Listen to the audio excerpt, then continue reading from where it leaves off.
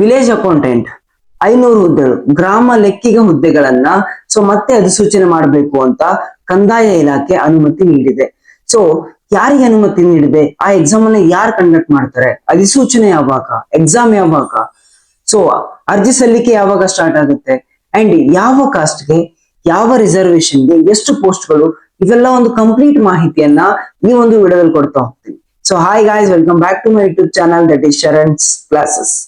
So ನೋಡಿ, ಇತ್ತೀಚೆಗೆ ಕಂದಾಯ ಇಲಾಖೆ ಏನ್ ಮಾಡಿದೆ ಅಂತಂದ್ರೆ 500 ಗ್ರಾಮ ಲೆಕ್ಕಿಗ ವಿಲೇಜ್ ಅಕೌಂಟೆಂಟ್ ಹುದ್ದೆಗಳಿಗೆ ಅನುಮತಿ ನೀಡಿದೆ. ಸೊ ಆ ಎಕ್ಸಾಮ್ ಅನ್ನ ಕರ್ನಾಟಕ ಎಕ್ಸಾಮಿನೇಷನ್ಸ್ ಅಥಾರಿಟಿ KEA ಅವರು ನಡೆಸಬೇಕು ಅಂತ ಅವರು ಒಂದು ಪತ್ರವನ್ನ ಬರೀಬೇಕು ಅನ್ಕೊಂಡಿದ್ದಾರೆ. ಸೊ ಇನ್ನೇನು ಕೆಲವೇ ದಿನಗಳಲ್ಲಿ ನೇಮಕಾತಿ ಹೊರಬೀಳುತ್ತೆ. ಸೊ ಯಾವಾಗ ಬೀಳುತ್ತೆ? ವಿಡಿಯೋ ಎಂಡ್ ವರ್ಗು ನೋಡ್ರಿ, ನಿಮ್ಗೊಂದು ಕ್ಲಾರಿಟಿ ಸಿಗ್ತಾ ಹೋಗುತ್ತೆ, ರೈಟ್?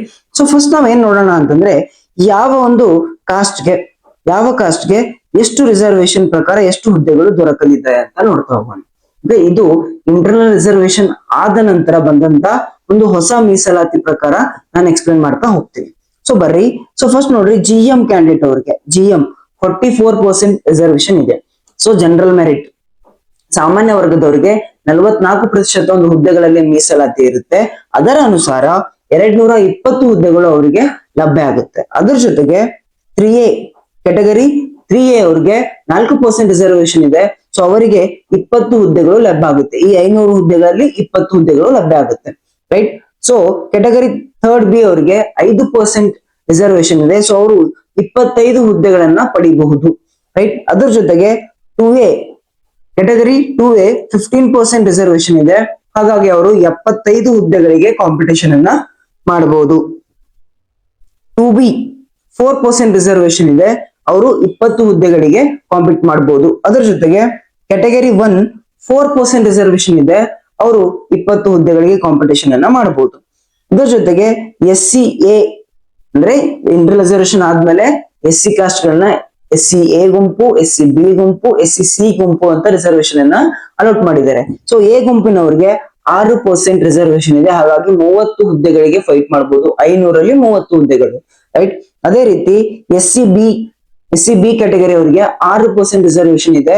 ಅವರು ಕೂಡ 30 ಹುದ್ದೆಗಳಿಗೆ ಕಾಂಪಿಟೇಷನ್ ಮಾಡಬಹುದು.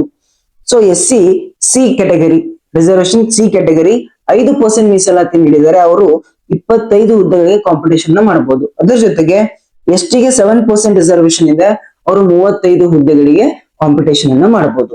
ಸೊ ನೋಡಿ, ನಿಮಗ್ ಬರ್ತಕ್ಕಂತ ಹುದ್ದೆಗಳು ಎಷ್ಟು ಅಂತ ನೋಡ್ರಿ. ನೀವೇನಾದ್ರೂ category for example 3rd B ಸೇರಿದ್ರೆ ನಿಮಗ್ ಬರ್ತಕ್ಕಂತ ಪೋಸ್ಟ್ಗಳು 25 ಮಾತ್ರ.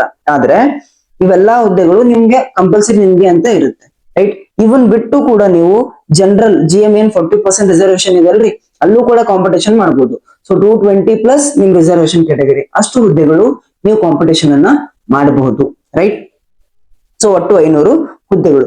ಹಾಗಾದ್ರೆ ಅಧಿಸೂಚನೆ ಯಾವಾಗ ಕರೀತಾರೆ? ಓಕೆ, ಸೊ ಎಕ್ಸಾಮ್ ಅನ್ನ KEA ಕರ್ನಾಟಕ ಎಕ್ಸಾಮಿನೇಷನ್ಸ್ ಅಥಾರಿಟಿ ಮಾಡುತ್ತೆ. ಹಾಗಾಗಿ ಒಂದು ನಿರೀಕ್ಷಿತ ಕಾಲರೇಖೆಯನ್ನ ನೋಡಬಹುದು.